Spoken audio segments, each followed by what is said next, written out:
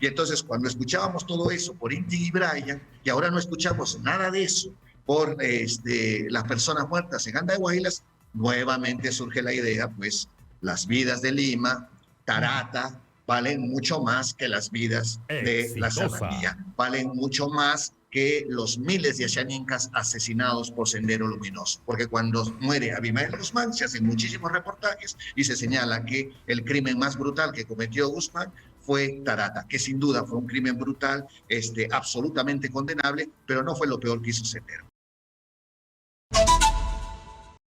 Estamos conectados ahora vía Zoom con Diana Pasaca, con José Luis Ramos Salinas y con Marcelino Arévalo, los tres analistas políticos. Muy buenos días. Buenos días. Buenos días, un gusto como siempre. Buenos días. No sé quién, buenos días, Nicolás. No sé quién quiere empezar para primero explicar lo que está pasando y segundo decirnos qué piensan ustedes de cómo salimos de este entrampamiento en el que estamos. Podríamos empezar con Diana. Claro, muchas gracias. Estamos muy preocupados en torno a los escenarios de protestas, de crisis que se está viviendo en este momento en todo el país, más aún quizás en el sur del Perú.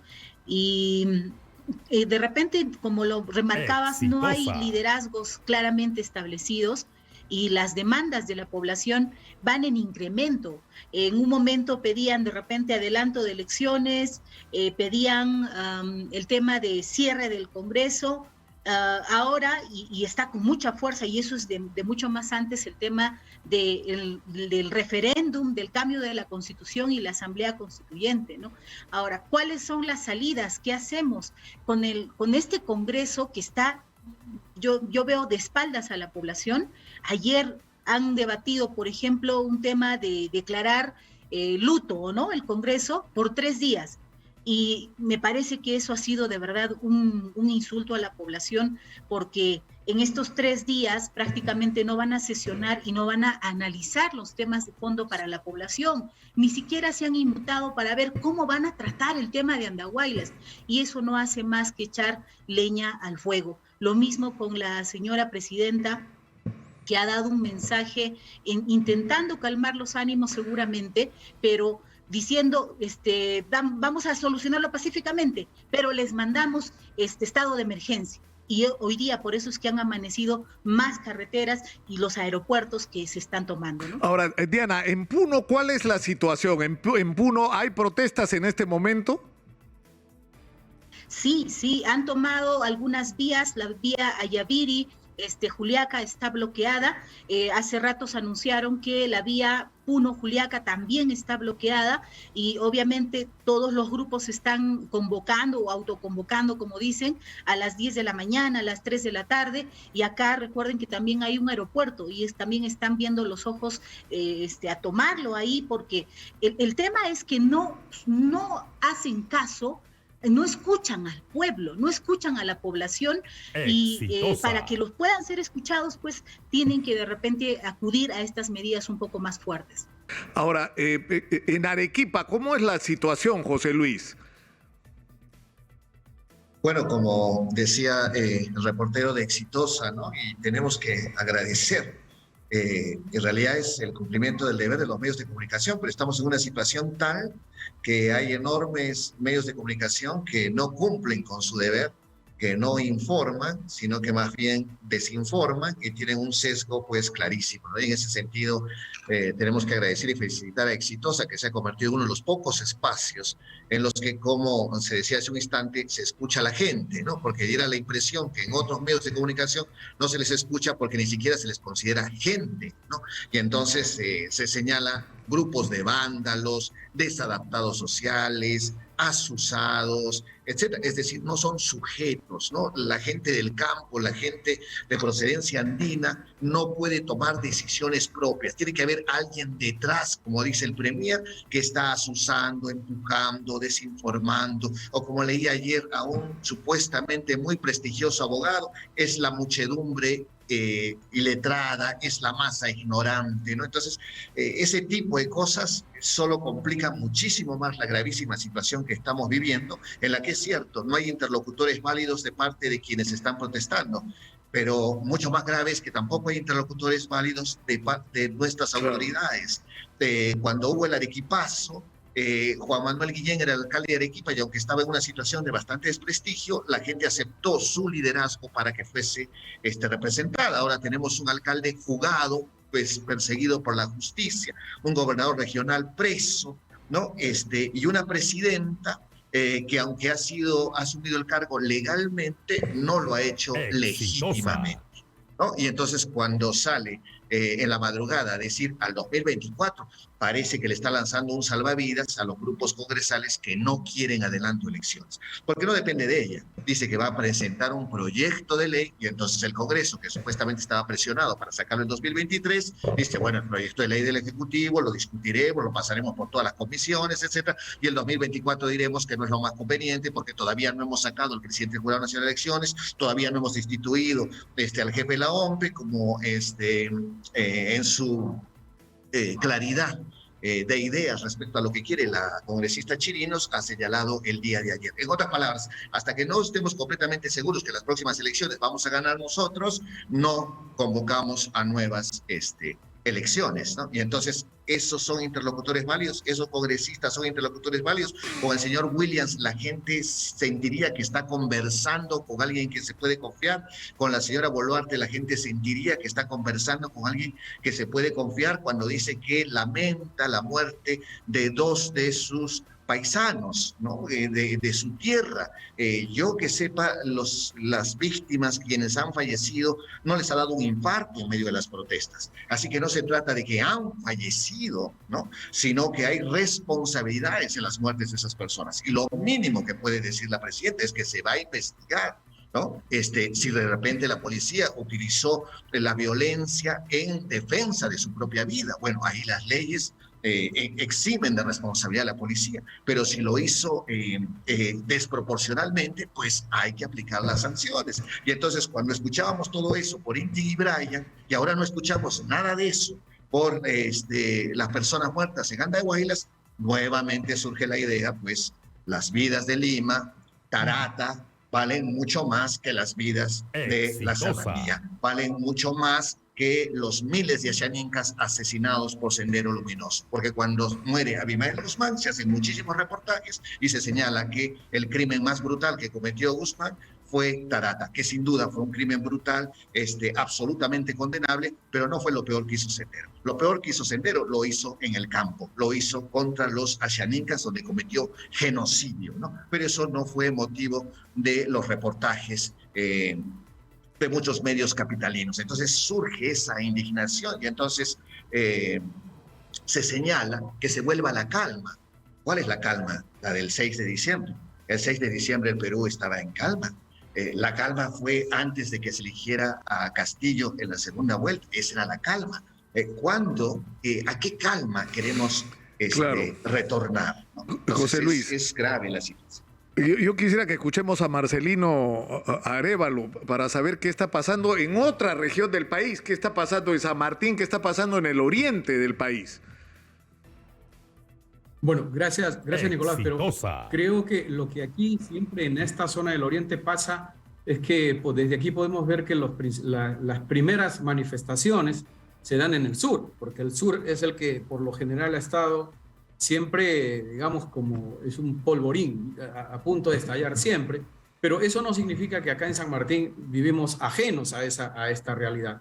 Como tú dijiste al principio, hay un denominador común en el que creo yo que el sistema político como sistema ha colapsado.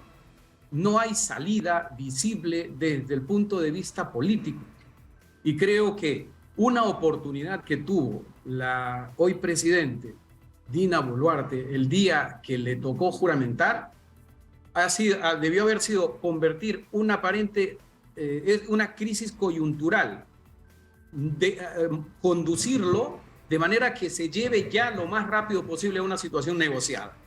Entonces, creo que ese problema va sin tomar decisiones ajustadas a lo que realmente la gente quiere, entonces nos está llevando a que la convulsión social vaya en crecimiento. Es decir, ahora es del sur. En San Martín ya el día de ayer se empezaron a ver los pronunciamientos de las comunidades de la acción de rondas campesinas y sobre todo de todos los que son licenciados en el ejército, los excombatientes. Es decir, como que nos están mostrando los dientes o el cuchillo entre los dientes, lo cual significa que estamos como anunciando, hay tambores de guerra de que las cosas se pueden complicar. Y más allá de que Dina Boluarte haya tomado un liderazgo de acciones concretas, de que la gente pueda ver que efectivamente tenemos una presidenta que puede tomar decisiones en una crisis tan severa como esta. Exitosa. Hemos podido notar desde el primer día con el lenguaje gestual de Dina Boluarte, que entró como saludando a todo el mundo en el Congreso, como que entrara a un polvorín, a un lugar donde te van a estar viendo todo el mundo, y lo que hacía ella era sonreír y llamar a la unidad a todos, como que en ese momento debió haber sido diferente el lenguaje que ella debía transmitir. Si bien es cierto, debería haber transmitido serenidad, pero firmeza a la vez. La democracia hoy en día está en peligro y mucha gente que también puede ir en crecimiento diría, oye, la democracia no nos sirve, porque lo que veo que está ocurriendo es que ella ha convocado también a voceros del Congreso y han decidido no ir a conversar con ella, lo cual significa una posibilidad de que lo están poniendo contra las cuerdas para que renuncie, y lo que se nos viene con esta presencia con esta presencia que no ha sido casual de todo el mando militar en el Congreso, es que pronto tengamos un gobierno cívico-militar, con el Congreso en el Ejecutivo y con las Fuerzas Armadas en las calles.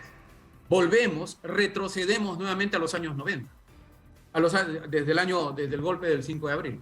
O sea, eso es lo que lamentablemente podría estar en ciernes, ¿no? No, porque si se pierde, claro, porque si se pierde el control sobre la sociedad y tienes que llamar a las Fuerzas Armadas para que se hagan cargo del control de todo, bueno, ya de ahí a que se hagan cargo del poder, si los civiles fracasamos, ¿no es cierto?, en hacer este país gobernable, y pretendemos que ya los militares, que es el colmo, se le llama cuando hay terremotos, se le llama cuando hay inundaciones, se le llama cuando los alcaldes no recogen la basura, y ahora ¿qué? Se les llama para enfrentar la lucha contra la delincuencia y ahora para controlar la protesta social. Ya, finalmente, Exitosa. tú dirías, lo que falta es que lo llamen para gobernar. Yo quisiera que en un minuto, por favor, porque no tenemos más tiempo, en un minuto cada uno trate de resumir cómo salimos de esto. ¿Cómo salimos de esto? O sea, ¿qué tendría que ocurrir para que salgamos de este entrampamiento? Comenzamos con Diana Pasaca desde Puno. Por favor, un minuto, Diana. Muchas gracias. Y yo creo que hay que centralizar las protestas que son ya, o las demandas que son de verdad muy diversas, desde la liberación de Castillo, incluso acá se escucha desde la reposición. Hay dos que me parecen fundamentales y que el Ejecutivo y el Legislativo deben de trabajar de forma urgente en esos dos. El tema del adelanto de elecciones, pero si hay fechas, 2023, 2024, que de una vez se consense, porque la población quiere ya, no quiere que se vaya el Congreso. Y el otro tema, convoquemos a referéndum para consultarle a la población si efectivamente quiere o no el cambio de constitución, porque desde varios sectores dicen asamblea constituyente, tampoco se puede atropellar de repente a los que no están de acuerdo, que de una vez, aprovechando que puede haber una convocatoria de elecciones, se programe el referéndum. Nada más, empecemos con eso y yo creo que va a ser un punto de partida importante para bajar la crisis en nuestro país. Muchas gracias. José Luis Ramos, desde Arequipa, por favor, en un minuto, ¿cómo salimos de esto? Yo creo que esta crisis, como se ha señalado hace un instante, es estructural y su salida va a demorar muchos años, pero hay que salir de esta gravísima crisis coyuntural en la que estamos, y eso pasa necesariamente por una convocatoria lo más pronto posible a elecciones generales que implique previamente algunas reformas en las que hay consenso en grandes sectores políticos, independientemente de la posición ideológica que tienen, para que los nuevos representantes que se elijan, pues tengan posiciones realmente democráticas y no que una vez estando allí hagan lo que mejor les parezca, como Castillo, que abandonó su plan de gobierno, o como los congresistas que convirtieron el transfugismo en una cuestión institucionalizada. Terminamos con Marcelino Arévalo desde Tarapoto. Igualmente, coincido en que la convocatoria de elecciones va. El tema también creo que tiene que haber unas reformas políticas y electorales. Y dentro de las electorales creo que el tema de la representatividad, el problema de la democracia en el Perú ha sido la representatividad. Tomando como San Martín, tenemos un congresista que tiene 5 veces menos el voto de otra candidata al Congreso, sin embargo está representando. No los hemos escuchado para nada. A los 4 representantes no han hecho nada concreto, digamos, que nosotros como esperamos de ellos, que los hemos puesto en el Congreso, no tenemos esa representatividad. Entonces creo que los partidos políticos deben acoger también gente no necesariamente de sus partidos, pero que nazcan de una elección interna democráticamente elegida, cuidando de que esos liderazgos y esa representatividad venga desde las bases de los partidos, abriendo la posibilidad a que la gente también pueda hacer uso de su voto en un partido político, cuidando de que solo lo hagan en uno solo de ellos, y también de que quienes vayan al Congreso sean los que mayor votación tienen. Creo que el tema de la cifra repartidora lo que ha generado son mayorías o representaciones espurias que no representan. El Congreso, sumado los votos, no representa, no tiene la mayor cantidad de votos. Sin embargo, legalmente sí estamos viviendo en un sistema político cuya representatividad está en cuestionamiento, y eso genera una distancia con la realidad, algo que ellos no pueden leer la realidad porque no nacen desde abajo. Creo que ahí está, elecciones lo más rápido posible, y creo que un referéndum con esas reformas políticas y electorales, y un referéndum para ver el tema de la Constitución, que es lo que está generando el gran problema también en muchos. Yo le agradezco. Que ver, como ocurrió en Chile, no le tengamos miedo. Puede que la gente diga no, solamente corrijamos, hagamos reformas, pero no nueva Constitución. Yo les agradezco a Diana Pasaca desde Puno, a José Luis Ramos desde Arequipa y a Marcelino Arévalo desde Tarapoto por sus opiniones esta mañana. Muchas gracias.